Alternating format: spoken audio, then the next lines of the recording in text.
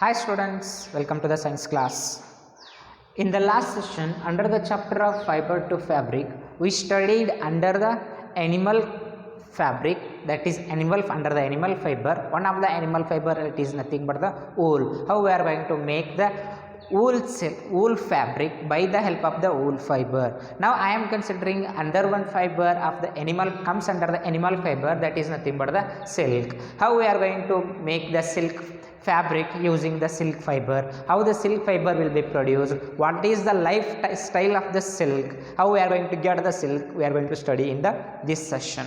So silk fibers are also animal fibers. These are also animal fibers. Why? Because we get the silk fibers from the silk moth, isn't it? We are going to get the silk fibers from the silk moths or from the silk worms we are going to get. So it is also one type of the animal fiber. The rearing of silkworms for obtaining silk is called as a sericulture. The rearing of the silkworms for to get the silk, it is hard to get the silk fiber, it is called as a sericulture. So in your examination, one mark question should be asked on this: what is meant by the sericulture? The sericulture, it is nothing but the rearing of the silkworms for the obtaining silk, it is called as a sericulture. So how we are going to get the silk fiber from the silkworm or from the silk moth, that is we are going to study under the life history of the silk moth.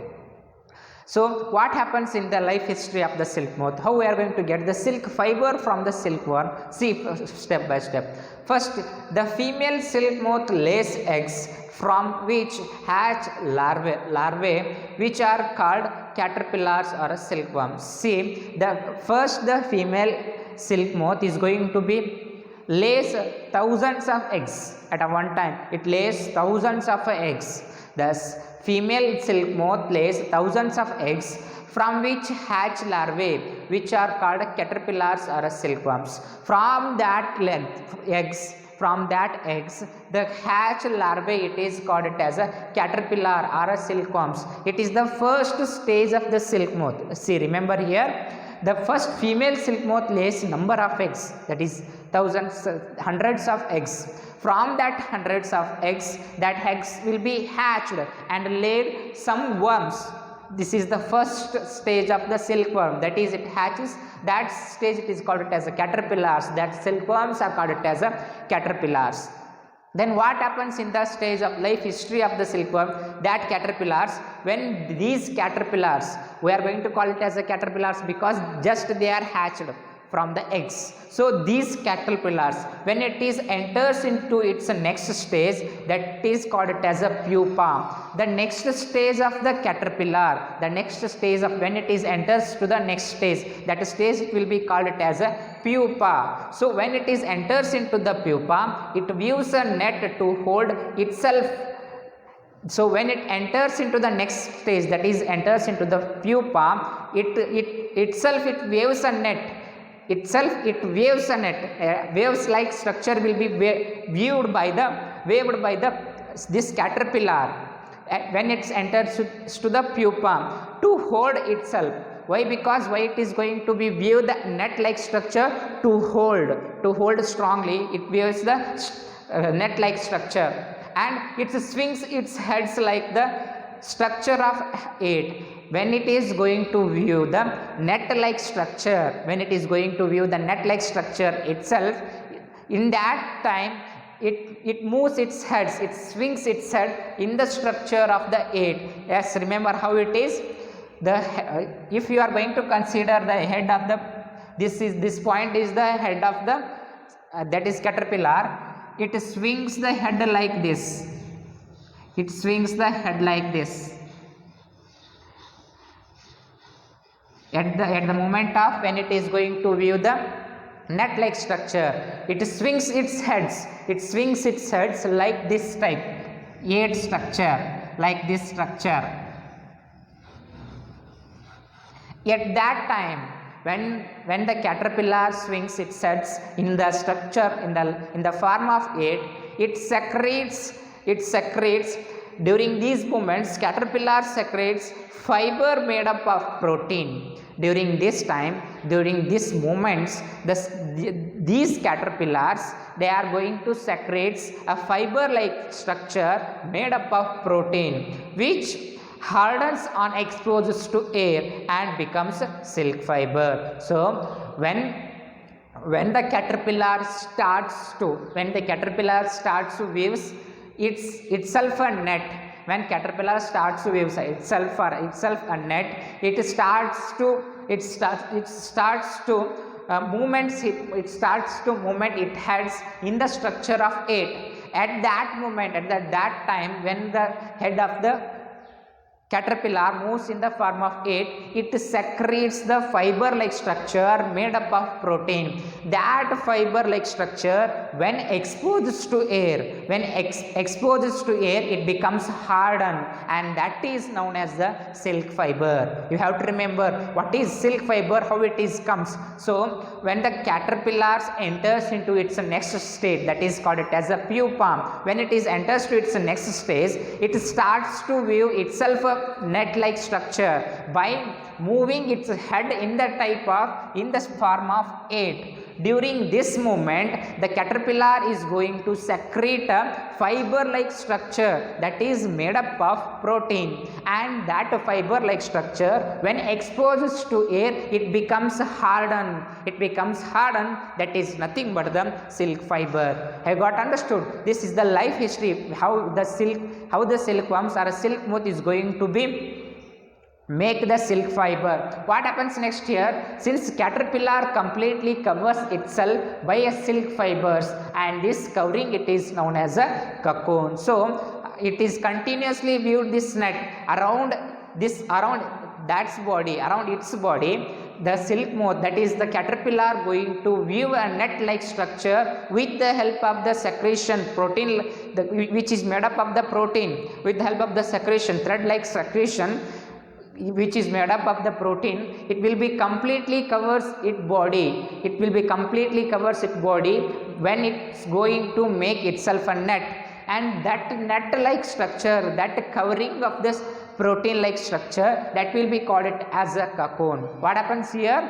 The caterpillar is going to secrete a protein-like structure when it moves the head in the form of 8. When it starts to weave a net for itself, at that covering like structure will completely covers its body, and that the completely covers itself by a silk fibers, and that covering it is known as the cocoon. So from this cocoon the silk yarn is extracted. So now we get the cocoon from the silk moth. How we are going to get the cocoon from the silk moth? It is going to be weaved itself to hold a net. It's going to be starts to weave a net-like structure to hold strongly, and at that time the silk, that is caterpillar, going to secrete a thread-like structure which is made up of the protein, that is nothing but the silk fiber. That silk fiber will be continuously covers its body, and that covering it is called it as a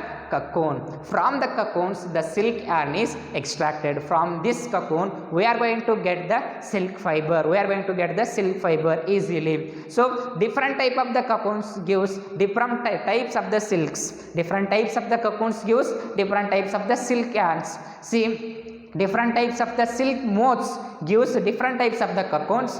From the different types of the cocoons we are going to get different types of the silk yarn. So some of the examples are the different types of the silks are tassar silk, moga silk, and kosa silk, etc. There are different types of the silks are present. Under that we are going to know only tassar silk, moga silk, and kosa silk. Here one of the most common example in India we are going to rear or we are going to grow, that is mulberry silk is one of the most common example, most common silk fiber we are going to make or we are going to obtain in India. So what is this mulberry silk? It is nothing but the silk moth is going to eat the mulberry leaves. You have to understood, silk moth is going to eat the mulberry leaves and produces the silk. That silk it is called it as a mulberry silk. It is a common silk which we are going to use in India, which we are going to obtain in India. Why? Because why it is common, because why it is famous, because it can be colored into different colors, and also it is more lustrous. Lustrous means this fiber is more shining. That's why we are going to use mulberry silk as more as possible in our country. So next step we are going to study how the silk fiber will be converted into a fabric, silk fabric or a cloth. How the silk, we get the silk fiber from the cocoons, isn't it? By the help of the silk moth is going to convert it, going to weave a net like structure. From that net like structure, it is nothing but the cocoon. From the cocoon we get the silk fiber. But how we are going to get the silk fabric, how that silk fiber will be converted into a fabric, let us study now. From cocoons to silk, first one is the rearing of silkworm. See, first step is a very important step, that is the rearing of the silkworm. So as we know already, a female silk moth is going to lay thousands of the eggs. So when the female silk moth lays the eggs, eggs are going to be stored very carefully on the paper, stripped paper. That eggs are going to be stored on a strip paper very safely. You have to understood, and that eggs are going to be sold into the farmers, which are going to rear the silkworms. So first step it is the rearing of the silkworm. In this step we are going to store the eggs of the silk moth on a strip of paper, and that is eggs are going to be sold to a farmer going to buy that eggs and placed it into such a conditions that he was going to place that eggs into a bamboo like structure, or he went to place that stored eggs in such a conditions that which we are going to hatch. That is, he will provide a particular temperature and pressure to hatch the eggs. He stored that eggs in that condition. So commonly the eggs of the silk moth are going to be hatched when only the mulberry leaves, the freshly cropped mulberry leaves are grown. At that time these eggs are going to be hatched by providing required temperature. By providing required temperature, these eggs of the silk moths are going to be hatched when the mulberry leaves are freshly going to be cultivated, are going to be grown. At that time the eggs are going to be hatched. After onwards, when the eggs hatches, that silk moths, that the silkworms are going to be placed in a bamboo like structure. Then that's are placed in a bamboo, and at that time the mulberry leaves which are grown freshly, that leaves are going to be provided into the silkworm in the bamboo. The silkworm is going to be eat that mulberry leaves and increases its size after 25 to 30 days. After continuous processing of the mulberry leaves to the silkworms, after eating, the size of the silk moth is going to be increased after 25 to 30 days. When the size of the silkworms that increases, that enters into the caterpillar stage, then that bamboo like structures has a small hole like structure. That bamboos has a small hole like structure. In that structures, these silk moths, that is caterpillars, are going to be make the nets, that is they are going to be make cocoons. They are going to start to make the nets by using its secretion, and that are nothing but the cocoons. So after 25 to 30 days, these silk moths are going to start to weave its net under the small holes which are present in the bamboo like structure or in the bamboos. So these are nothing but after few days, after 30 days, these are converted into cocoons, and these cocoons are collected. What happens in the next process? Reeling of silk. See, before reeling of the silk, these cocoons are collected and they are going to boiled in water and dried up with the help of the sunlight.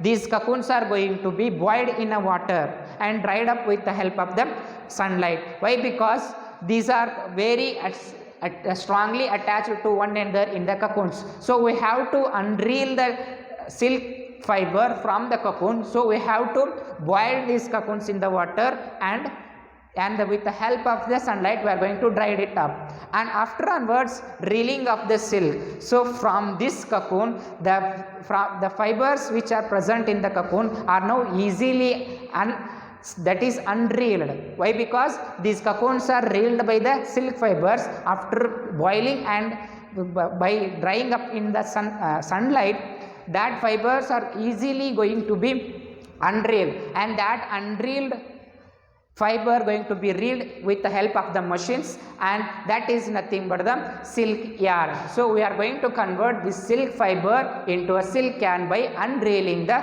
cocoons, and unreeled silk fiber, that is yarn, that will be used to convert that yarn into a fabric by the help of the weaving. And weavers next, they are going to use that fabric and to make some of the dresses by the silk fabric. So this is all about how the silk fiber can be converted into a silk fabric, isn't it? So what happens here? The main important step is here, when the caterpillars are going to make its nuts like structures, that is called it as the cocoons.